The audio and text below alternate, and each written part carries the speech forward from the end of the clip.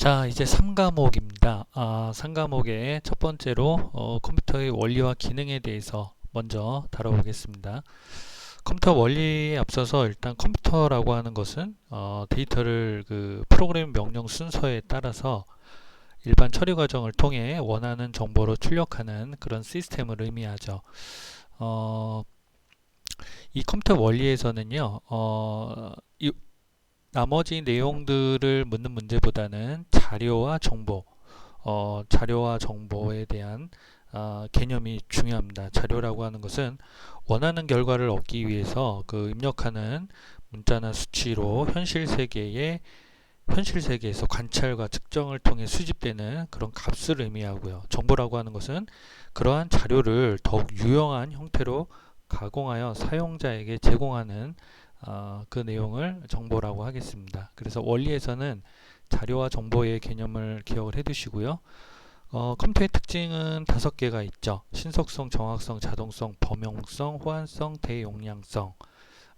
문제가 자주 출제되진 않지만 그래도 예전에 출제가 한번 됐었던 거니까 이 특징은 기억을 해 두시되 특징 중에서 정확성이라고 하는 것은요.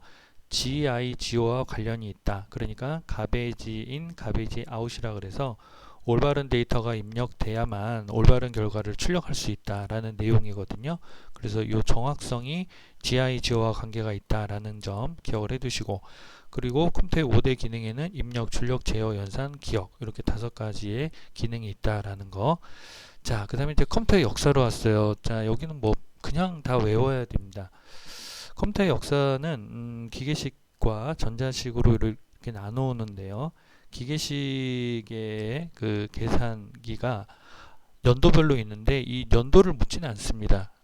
이 기계식 계산기의 순서를 물어보는 문제가 나오죠. 그래서 파스칼, 라이프니츠, 찰스 베비지, 홀러리스, 튜닝 기계, 에이컨 이렇게 순서대로 기억을 하셔야 되고요. 전자식 계산기도 마찬가지입니다. 그리고 이제 가장 두드러진 특징을 본다면은 파스칼에서는 톱니바퀴 원리를 이용한 최초의 기계식 계산기라는 거. 그래서 덧셈과 뺄셈이 가능한 지차식 계산기. 그 다음에 라이프니츠에서는 파스칼의 그 계산기를 개량해서 사칙 연산이 가능하게 됐다라는 점. 그 다음에 찰스 베비지는 차분기간과 해석기간의 2개로 나눠서 이 내용을 기억하셔야 되고, 그 다음에 홀러리스는 성공카드 시스템을 고안했고요. 그 다음에 일괄 처리 방식의 효시다. 그래서 일괄 처리 방식은 나중에도 언급을 하겠지만 국세조사나 인구조사 등에 많이 사용되는 그런 처리 방식입니다. 자, 그리고 튜닝이라고 하는 것은 현대 컴퓨터의 논리적, 수학적 모델이다라는 점 기억하셔야 되고, 에이컨은 마크원을 공동으로 개발한 최초의 전기 기계식 계산기다라는 점, 이렇게 핵심적인 내용들은 기억을 하셔야 되고, 전자식 계산기에 와서는 뭐 애니악, 에드삭, 유니박-1, 에드박 역시 순서대로 기억을 하셔야 되고요. 각각의 중요한 특징은 기억을 하셔야 되겠죠. 애니악은 최초의 전자 계산기로 외부 프로그래밍 방식을 사용했다라는 점, 그 다음에 에드삭은 최초로 프로그램 내장 방식을 도입했다라는 거, 그 다음에 유니박-1은 최초의 상업용 전자계산기이다라는 거, 그 다음에 에드박은 프로그램 내장 방식과 이진법을 채택했다라는 점, 이렇게 핵심 내용은 기억을 해 두셔야 되고요. 그 다음에 프로그램 내장 방식, 단독으로 출제가 좀 되기도 하죠. 폰 노이만에 의해서 확립되고 현재 모든 컴퓨터에 적용되어 있는 프로그램 내장 방식 중요합니다. 프로그램과 데이터를 주기억 장치에 저장하거나 기억 장치의 계산 순서를 미리 저장을 해둔다라는 거. 자, 여기 관련 내용이 있는데 서브루틴의 사용이 가능하며 사용 빈도에 제한이 없다.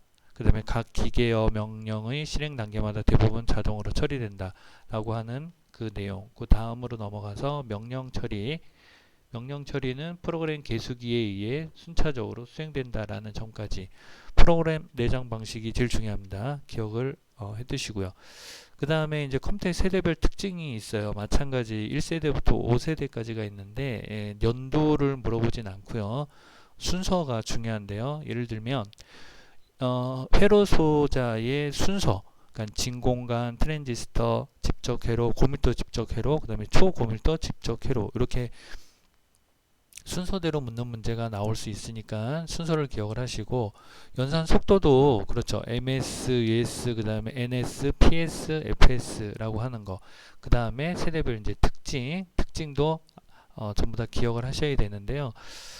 이 특징 중에서도 사실 제가 이 부분은 핵심적인 내용만 추렸기 때문에 저 표에 있는 내용만큼 여러분들이 전부 다 암기를 하셔야 되고요. 그러므로 해서 운영체제의 발달 과정으로 조금 내용을 확산시킬 수가 있죠. 그래서 세대별 운영체제의 발달 과정을 물을 수가 있어요. 1세대는 일괄 처리 시스템, 그 다음에 이제 2세대는 다중 프로그래밍과 실시간 처리 시스템, 그 다음에 이제 3세대는 다중 모드 시스템과 시그널 처리 시스템, 4세대는 분산 처리 시스템, 그리고 5세대는 인공지능. 이렇게 해가지고 이 순서를 여러분들이 기억을 해 두셔야 되고요. 그 다음에 메카시, 요 메카시라고 하는 요 내용이 있는데, 메카시는 최초로 인공지능이라는 그 용어를 사용을 했던 겁니다. 컴퓨터가 등장하면서 인간의 그 지능과 유사한 프로그램, 그러니까 인공지능을 탑재한 컴퓨터가 대두되기 시작을 했다라는 거, 그것까지 여러분들이 기억을 해 두셔야 되겠습니다. 자, 그 다음에 컴퓨터의 분류로 와서요. 컴퓨터의 분류에서 제일 중요한 것은 디지털 컴퓨터와 아날로그 컴퓨터의 차이점이죠. 자, 그 전에 이 분류도 중요한데요. 취급 데이터, 자료 형태에 따라 분류를 할 것이냐, 처리 능력, 규모에 따라 분류를 할 것이냐, 사용 목적, 용도에 따라 분류를 할 것이냐. 그래서 어떻게 분류가 되느냐에 따라서 거기에 해당되는 컴퓨터의 종류, 여러분들 기억해 두셔야 되고요. 그 다음에 디지털 컴퓨터와 아날로그 컴퓨터가 제일 중요한데요. 디지털 컴퓨터와 아날로그 컴퓨터는 간단하게 비교를 좀 하자면은 입력은 디지털 컴퓨터는 문자하고 숫자로 입력을 하지만 아날로그 컴퓨터는 전류, 전압, 온도로 한다라고 하는 거.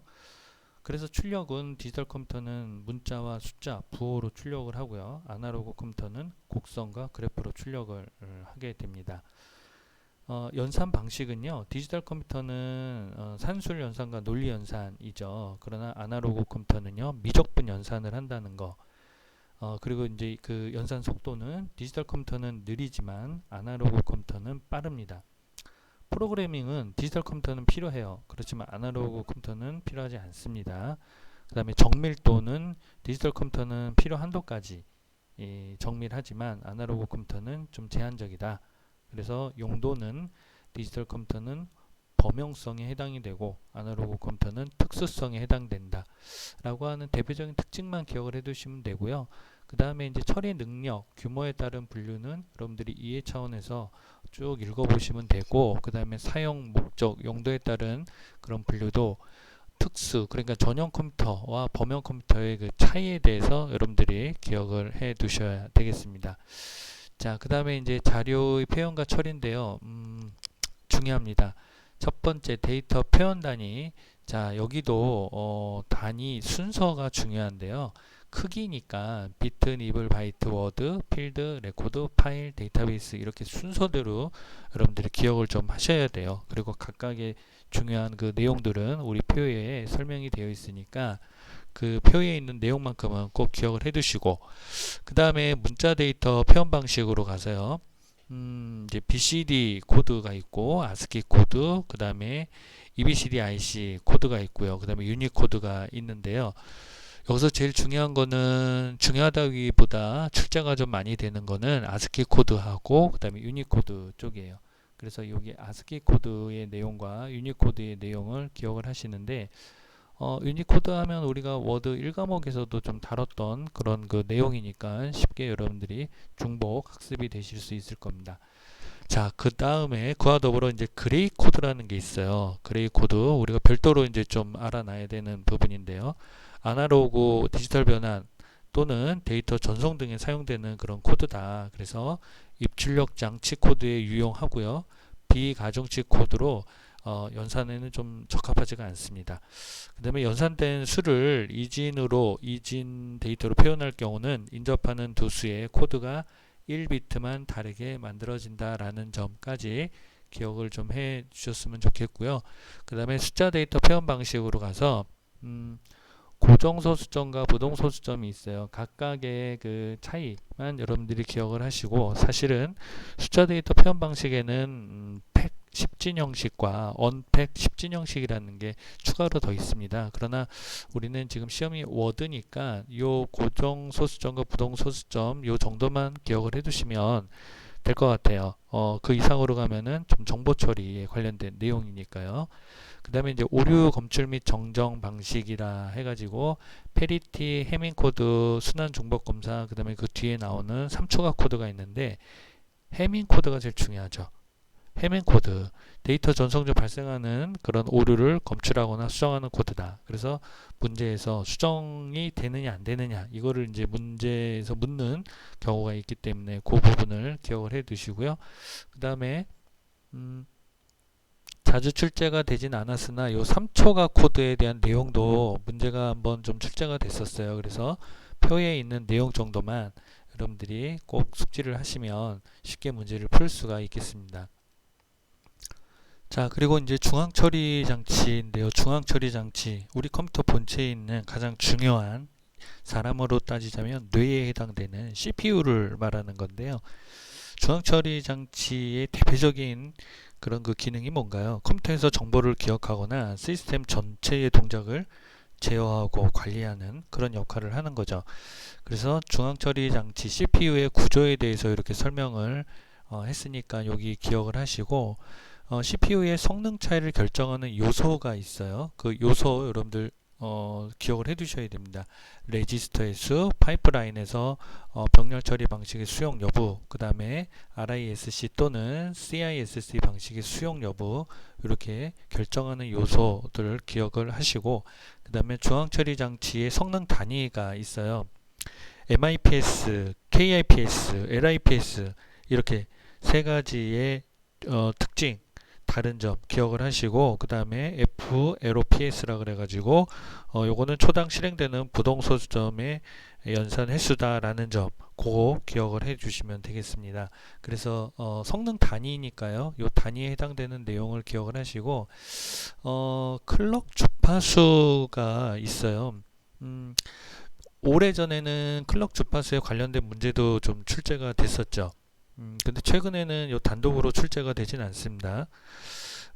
이 클럭 주파수에서 추가 설명을 하자면, 컴퓨터는 그 전류 상태 이제 온, 오프 상태를 말하는 거죠. 전류 상태가 주기적으로 이렇게 반복이 되는데요. 이러한 그 전류 흐름, 이것을 주파수라고 하고요. 이를 줄여서 클럭이라고 합니다. 그래서 그거에 따른 클럭 주파수의 내용은 우리 언급된 내용 정도만 기억을 해주시면 되고요. 자, 그 다음에 컴퓨터의 중앙 처리 장치는 제어 장치와 연산 장치, 가장 중요한 두 가지의 장치로 나뉘죠. 제어 장치는 주격 장치로 받은 그 프로그램 명령을 해독하고 처리하는 장치고요. 연산 장치는 그 제어 장치의 명령에 따른 산술 연산과 논리 연산을 수행하는 그런 장치입니다. 그래서 제어 장치에 해당되는 장치들이 또 있죠. 세부적으로. 그 다음에 연산 장치에 또 세부적인 장치들이 있죠. 그래서 이 기능들을 확실하게 구분을 해야 되고, 제어 장치에 해당되는 것과 연산 장치에 해당되는 것들 정확하게 분리 구분하고 각각의 특징들, 우리 표에 있는 내용 정도만 기억을 해 주시면 되겠습니다. 자, 그 다음에 이제 마이크로 프로세서인데요. CPU 기능을 그 대규모 집적 회로에 탑재한 그런 그 장치죠. 그래서 산술 연산과 논리 연산의 제어 능력을 갖는데요. 이 마이크로 프로세서는 그 설계 방식에 따라서 CISC와 RISC 둘로 또 나뉘죠. 그래서 이 특징을 여러분들이 꼭 기억을 해 두셔야 되는데, 대표적으로 이제 비교되는 내용이 그래요. 처리 속도가 어떠느냐. CISC는 느리고 RISC는 빠르다. 그 다음에 명령 수는 CISC는 많고 RISC는 적다. 그 다음에 전력 소모도 마찬가지, CISC는 많고 RISC는 적다. 생산 가격은 CISC는 비싸고요. 그 다음에 RISC는 좀 저렴한 편이죠. 그 다음에 이제 레지스터는 CISC는 적고 RISC는 많다. 프로그래밍은 CISC는 간단하고 RISC는 복잡하다. 그래서 CISC의 용도는 일반 개인용 컴퓨터에서 주로 사용을 하고요. RISC는 워크스테이션에서 주로 사용을 한다라는 점, 그렇게 비교 구분을 해 주셔야 되고요. 자, 그 다음에 중앙 처리 장치의 관련 용어들입니다. 첫 번째로 레지스터가 나왔는데요. 레지스터, 출제가 많이 됩니다. CPU 내부에서 처리할 명령어나 연산의 결과값을 일시적으로 기억하는 고속의 기억 장치라는 점, 그 점을 여러분들이 꼭 기억을 해 두십시오. 중앙처리 관련 용어에서도 순서를 묻는 처리 속도의 순서를 묻는 문제가 나올 수가 있으니까 가장 빠른 고속의 기억 장치라는 점을 기억을 해 두시고요. 그 다음에 여기 보시면은 그 뭐 플립플롭이나 레치 들을 직렬 또는 병렬로 연결한다 라고 되어 있는데요. 플립플롭은 0 또는 그 1의 상태에서 하나를 선택할 수 있는 기억 장치를 의미하고요. 레치라고 하는 것은 디지털 그 신호 상태를 일시적으로 유지하거나 기억하는 그런 장치를 의미합니다. 그래서 그 내용 정도만 기억을 하시고, 인터럽트는 프로그램 실행 중 응급사태가 발생하는 경우 해당 프로그램을 중지하고 그 발생한 응급사태를 처리한 다음에 다시 중지 시점으로 돌아와서 기존의 프로그램을 실행하는 그것을 인터럽트라고 하는데요. 인터럽트는 시험에 뭐 발생 원인이라든가 그 다음에 인터럽트의 종류에 대해서 출제가 되지는 않았으나 얼마든지 출제될 가능성이 높기 때문에 이 내용을 담은 거니까 이 내용을 여러분들 꼭 숙지를 하시기 바랍니다. 인터럽트의 발생 원인이라든가 그 다음에 인터럽트의 우선순위가 어떻게 된다라는 거 기억을 해 두십시오. 자, 그 다음에 이제 DMA가 있고, 그 다음에 프로그램 상태어도 가볍게 숙지를 하시고, 그 다음에 이제 버스라고 하는 거, 중앙 처리 장치, 주기억 장치, 진력 장치 등의 각 장치 사이에서 데이터를 전송하기 위한 통로다라는 거 기억을 해 두시고요. 그 다음에 이제 채널, 자, 채널 중요합니다. 채널이라고 하는 것은 입출력 장치와 주기억 장치 간 데이터 전송을 담당을 하며 두 장치 사이의 속도 차이를 계산한다라는 점, 이 내용이 가장 중요하니까 이 내용을 꼭 기억을 하시고요. 그 다음에 교착 상태, 단어 자체에서 우리가 의미를 알 수가 있죠. 둘 이상의 프로세스들이 서로 다른 프로세스가 차지하고 있는 자원을 무한정 기다리고 있어서 프로세스의 진행이 중단되어 있는 그 상태, 이 정도 의미만 여러분들이 기억을 하시고요. 그 다음에 명령어 사이클이 있는데 마찬가지 명령어 사이클도요, 출제가 되진 않았으나 얼마든지 출제될 가능성이 있으니 우리가 압축해 놓은 요 내용 정도만은 기억을 해 두시고, 특히 사이클 과정이 요 순서에 의해서 실행된다라는 거 기억을 해 두십시오. 그 다음에 그 명령어의 주소 명령 형식인데요. 0주소, 1주소, 2주소, 3주소가 있는데 이 0주소가 스택 구조 방식으로 단항 연산에 적합하다라는 거, 그 다음에 1주소는 누산기를 이용하여 모든 데이터를 처리한다는 거, 이렇게 두 가지 정도만 기억을 해 두십시오. 여기에서는 그러면 충분히 문제를 해결할 수가 있겠습니다.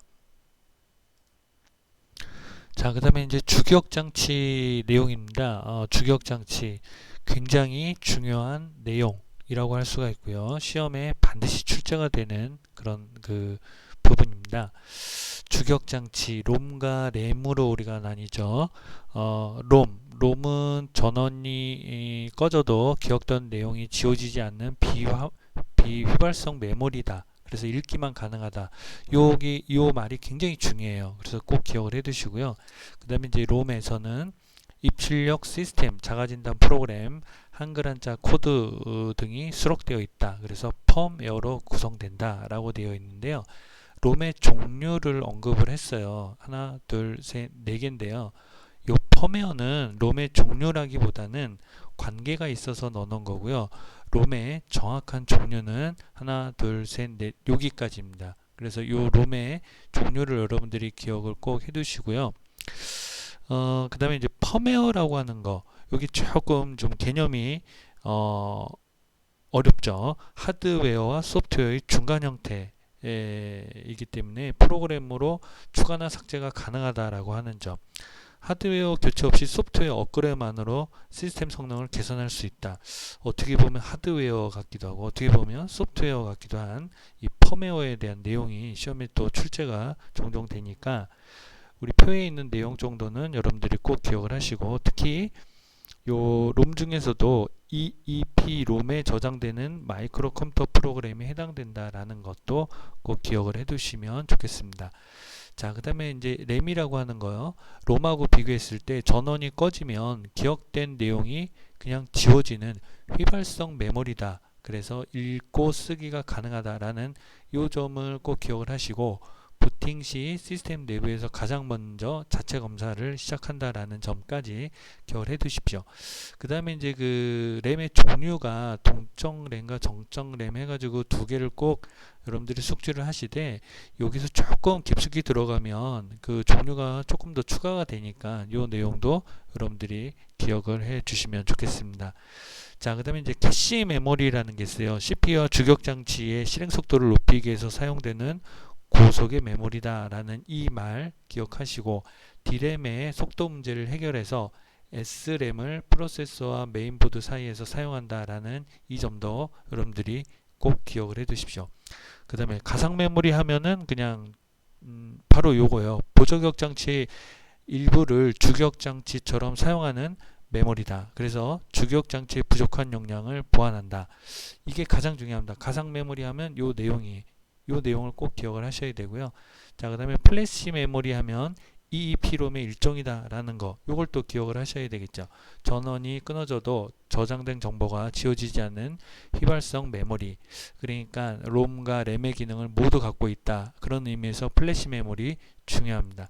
그 다음에 이제 버퍼 메모리가 있죠. CPU와 주격 장치의 속도 차이를 줄이기 위한 임시 메모리다 라는 점까지 여러분들이 기억을 해 두셔야 되겠습니다. 자, 그 다음에 이제 보조기억 장치인데요. 보조기억 장치의 첫 번째로 나오는 게 이제 자기 테이프라는 게 있어요. 자기 테이프 요즘 사용 안 하죠. 그렇기 때문에 그냥 여러분들이 가볍게 내용 정도만 쭉 읽어보시면 되고요. 그 다음에 자기 디스크에 대한 내용이 있는데, 여기에서는 하드디스크에 관련된 내용이니까 트랙 섹터, 실린더, 이게 이제 개념이 무엇인지 그 정도만 여러분들이 기억을 하시면 되고, 그러므로 해서 자기 디스크의 처리 시간이 있어요. 이 처리 시간, 탐색 시간은 무엇이고 검색 시간은 무엇이고 회전 대기 시간은 무엇이다 라는 거 기억을 하시면 되고, 데이터 전송 시간, 응답 시간, 그 다음에 요요 시간, 접근 시간, 이 자기 디스크에 관련된 이 처리 시간은 여러분들이 꼭 암기를 하셔야 됩니다. 자, 그 다음에 이제 하드디스크, 우리 컴퓨터에서 사용하고 있는 그 하드디스크인데요. 예전에는 이 하드디스크에 대한 내용이 이제 좀 출제가 종종 됐으나, 이제는 하드디스크보다 좀 더 업그레이드된 SSD, 이 부분이 출제될 가능성이 높죠. 하드디스크하고는 비슷하지만 기계적 장치인 하드디스크와는 달리 반도체를 이용을 해서 정보를 저장한다. 그렇기 때문에 속도가 무지하게 빠르죠. 그래서 SSD라는 이 내용을 기억을 하시고, 사실 광디스크도 예전에는 출제가 많이 됐어요. 그런데 우리가 이제 시대적으로 좀 사용을 안 하는 것들은 문제 출제 경향이 좀 낮죠. 광디스크에서는 DVD 요거가 이제 좀 출제가 좀 된다고 볼 수가 있겠습니다. 단면에 4.7GB, 양면에는 9.4 정도의 데이터를 저장할 수 있는 차세대 저장 매체다. 지금은 이제 요거보다 좀 더 용량이 좀 커졌고요. 그래서 DV의 내용 정도 기억하시고, 그 다음에 기타 보조 기억 장치에서는 블루레이 디스크, 자, 이것만 기억을 하시면 됩니다. HD급 고화질 비디오를 저장할 수 있는 차세대 광학 장치라는 점, 그래서 디스크 한 장에 무려 25GB 이상을 저장할 수 있다라는 거 기억을 해 두십시오. 자, 그리고 앞에 우리가 배웠던 내용들을 우리가 속도별 처리 속도와 용량 순서대로 정리를 한 내용인데요. 기억장치의 처리 속도가 빠른 순서대로, 빠름에서 느림 순서대로 레지스터, 캐시, 주격장치, 주격장치 중에서도 램, 다음에 롬, 그 다음에 보조격 장치, 보조격 장치는 그 안에서도 SSD가 제일 빠르다고 했고, 그 다음에 하드디스크, 광디스크, 플로피, 자기 테이프 순이다. 이런 순서 중요하고요. 기억 용량 단위 적음에서부터 많음으로 가는 거죠. KB, MB, GB, TB, PB 요거 기억하시고, 그 다음에 처리 속도 단위 앞에서도 언급을 했던 거니까 지금의 이 속도 단위와 용량, 크기 뭐 이런 것들은 여러분들이 꼭 기억을 해 두셔야 됩니다.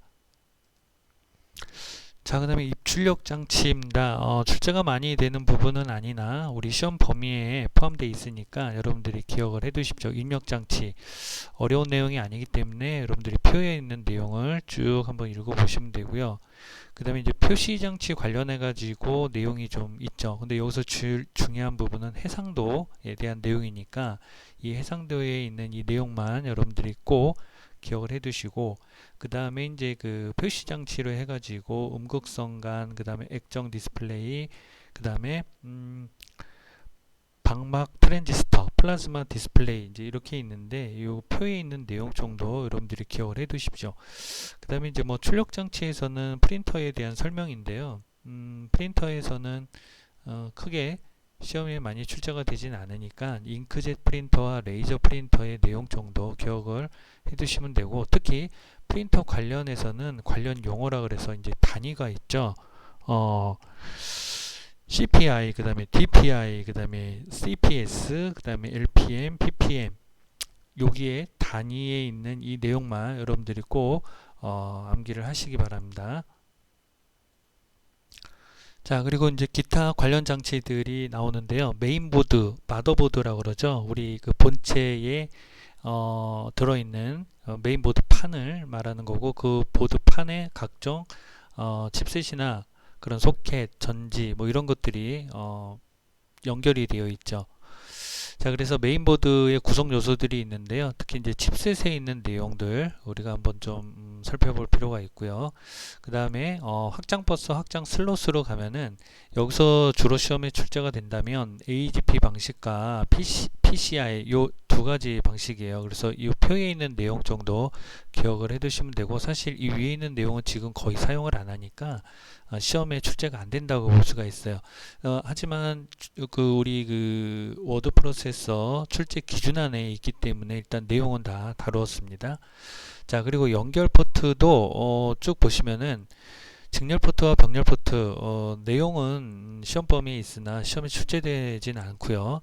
제일 중요한 것은 USB 포트, 그 다음에 IE1394, 그 다음에 무선 직렬 포트, 이렇게 이제 핵심 삼총사라고 볼 수가 있는데, 문제는요, 여러분들 그 최근에 HDMI라고 그런 이러한 그 연결 포트가 최근에 이제 그 나와 있죠. 예전에는 없었어요. 그래서 저 문제 자체가 나오질 않았는데 지금은 디지털 비디오하고 오디오 신호를 통합하여 전송할 수 있는 규격으로 차세대 우리 그 DVD 플레이어나 HD TV 이런 데에 이제 사용을 하다 보니까 새롭게 나와 있는 그런 연결 포트거든요. 그래서 여기 이제 출제될 가능성이 높기 때문에 최근에 출제된 문제 하나를 좀 보고 넘어갈게요. 요게 그 2020년 2월에 출제되어 있는 문제인데요. 다음과 가장 관련 있는 것은 무엇이냐라고 되어 있어요. 그래가지고 이제 보기를 주어졌는데, 영상과 음성을 하나의 케이블로 전송하는 디지털 포트다. 그래서 셋톱박스, DVD 플레이어 등의 기기와 리시버, 모니터, HD TV 등의 그 출력 장치에 연결하는데 사용된다. 자, 이거는 정답은 좀 전에 우리가 언급이 되어 있던 HDMI 포트에 관련된 내용이에요. 그래서 이런 식으로 최근 그 HDMI 관련 포트에 대해서 문제가 계속 출제가 될 수 있으니까 본문 USB 포트 IE1394, 그 다음에 무선 직렬 포트와 더불어 HDMI까지 여러분들이 꼭 전부 암기를 하셔야 됩니다. 자, 그 다음에 이제 바이오스에 대한 설명입니다. 바이오스도 그냥 종종 출제가 되는 부분이니까 여기 있는 내용 정도만 여러분들이 꼭 기억을 해 두시면 되겠습니다. 자, 그 다음에 이제 시스템 소프트웨어에 대한 설명이에요. 시스템 소프트웨어, 컴퓨터를 효율적으로 사용하기 위해 필요한 소프트웨어, 운영체제를, 대표적인 게 이제 운영체제라고 볼 수가 있는데요. 그래서 이 개념을 여러분들이 이해를 하시고, 시스템 소프트웨어는 제어 프로그램과 처리 프로그램으로 나뉜다 라는 거. 그래서 제어 프로그램은 요 종류 3개, 그 다음에 처리 프로그램의 종류 2개, 이걸 기억을 해 두세요. 그래서 각각의 설명보다는 제어 프로그램의 종류와 처리 프로그램의 종류를 묻는 문제가 출제가 되니까 이 종류를 꼭 기억을 해 두시고요. 그 다음에 이제 운영체제의 개념과 기능이 있는데 이 운영체제의 그 역할, 컴퓨터와 사용자 사이에서 시스템을 효율적으로 운영할 수 있도록 인터페이스 역할을 담당한다.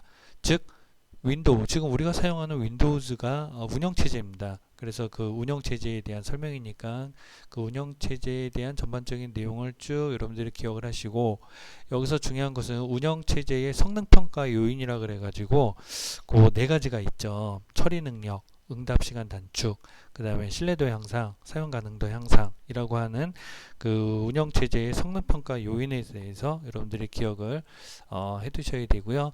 그 다음에 커널은 꼭 워드의 내용이라고 볼 수는 없어요. 그래서 커널은 그냥 여기 우리 언급되어 있는 내용 정도 기억을 하시면 되고, 그 다음에 운영체제의 운영 방식이 있어요. 출제 자주 됩니다. 일괄 처리 시스템이 뭔지, 실시간 처리 시스템이 뭔지, C분할, 그 다음에 분할 처리 시스템 중요하고요. 그 다음에 듀얼 시스템, 듀플렉스 시스템, 그 다음에 특히 요 임베디드 시스템에 대한 내용, 그 다음에 다중 프로그래밍, 다중 처리 시스템, 이렇게 해가지고 운영체제의 운영 방식이니까 이 부분은 여러분들이 꼭 기억을 해 두셔야 되겠습니다. 자, 그 다음에 이어서 응용 소프트웨어인데요. 응용 소프트웨어라고 하는 것은 간단하게 얘기하면 우리가 사용하는 프로그램들이에요. 워드서부터 해가지고 뭐 오피스 프로그램들 해가지고 그래픽 프로그램들, 이렇게 프로그램들을 응용 소프트웨어라고 하니까 그 가볍게 내용 읽어보시고, 응용 소프트웨어 분류에서 중요한 거 쉐어웨어, 프리웨어, 미들웨어, 베타 버전, 데모 버전, 그 다음에 알파 버전, 그 다음에 패치 프로그램, 제일 출제가 좀 많이 되죠. 이 중에서. 그 다음에 벤치마크 테스트, 그 다음에 최근에 사이트 라이센스라는 게 있는데 그거의 간단한 개념, 이렇게 표에 있는 내용을 여러분들이 숙지를 하셔야 됩니다. 중요해요. 그 다음에 데이터베이스 관리 시스템, 사실 이거는 워드 내용보다는 그 액세스 내용에 좀 가까운데요. 그래도 시험 범위에 있으니까 가볍게 여러분들이 읽어보시되, 데이터베이스 관리 시스템의 장점, 그 다음에 단점 정도만 여러분들이 숙지를 하시면 되겠습니다. 그 다음에 뭐 압축 프로그램은 쉽게 이해를 하실 수가 있고요. 자, 그럼 프로그래밍 이제 언어가 있는데 저급 언어, 고급 언어 종류가 있다라는 거 기억을 해 두시면 되고, 프로그래밍 언어의 조건에는 언어의 구조가 단순 명령하면서 해당 언어의 개념이 정확하고 확장성이 좋아야 한다. 즉 뭐 당연한 얘기죠. 읽어보시면 쉽게 이해가 되실 거고요. 그 다음에 언어 번역 프로그램의 종류가 이렇게 네 가지가 있는데, 여기에서는 인터프리터와 컴파일러에 대한 내용을 집중적으로 여러분들이 숙지를 하시되, 핵심적으로 비교를 한다면 번역 단위, 컴파일러는 프로그램 단위고 인터프리터는 행단위다 라는 거. 그 다음에 목적 프로그램이 컴파일러는 있지만 인터프리터는 없다는 거. 그 다음에 실행 속도는 컴파일러는 빠르고 인터프리터는 느리다 라는 거. 대화식 처리가 컴파일러는 불가능하고 인터프리터는 가능하다 라는 점.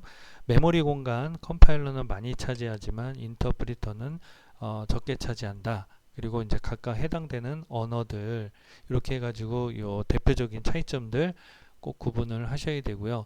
언어 번역 과정에서는 요 링커와 로더, 특히 이 로더에 대한 내용을 여러분들이 기억을 하시고, 그 다음에 이제 용어인데요. 디버깅이 뭔지, 덤프가 뭔지, 이렇게 용어 정도만 여러분들이 기억을 좀 해 두시면 좋겠습니다. 자, 그 다음에 PC의 유지와 보수에 관련된 내용입니다. 이 과목에서도 좀 언급이 됐었던 내용이죠. PC 안전장치에는 이런 게 있구나 라고 가볍게 보시면 되고, 하드디스크의 연결 방식에서는요, 제일 중요한 게 요거죠. SATA 방식이라 그래가지고 이 최근에 이제 출제가 되면 요 부분이 출제가 많이 되니까 표에 있는 내용을 여러분들이 요 내용만 기억을 하시면은 대부분의 문제는 해결을 하실 수가 있어요.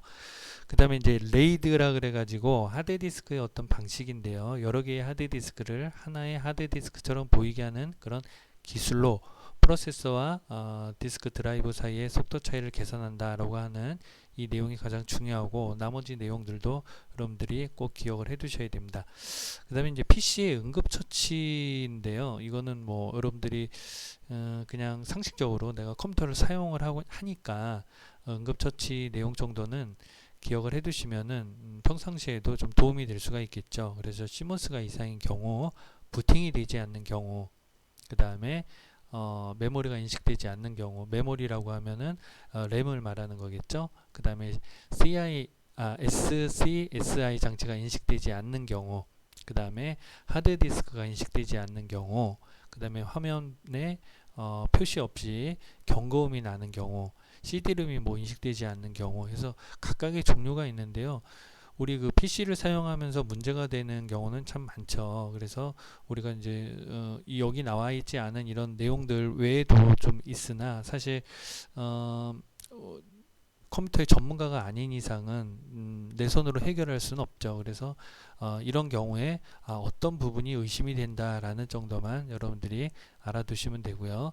그 다음에 이제 PC의 업그레이드가 있어요. PC 업그레이드도 여러분들이 좀 많이 하는 거잖아요. 특히 이제 게임 좋아하시는 분들 PC 업그레이드 이제 많이 하는데 제일 중요한 거는 그 CPU를 업그레이드를 하는 데 있어서 중요한 것은 CPU를 업그레이드 하면은 메인보드, 마더보드라고 그러죠. 그 판 자체를 교체를 해야 된다는 거 기억을 해 두시고, 그 다음에 이제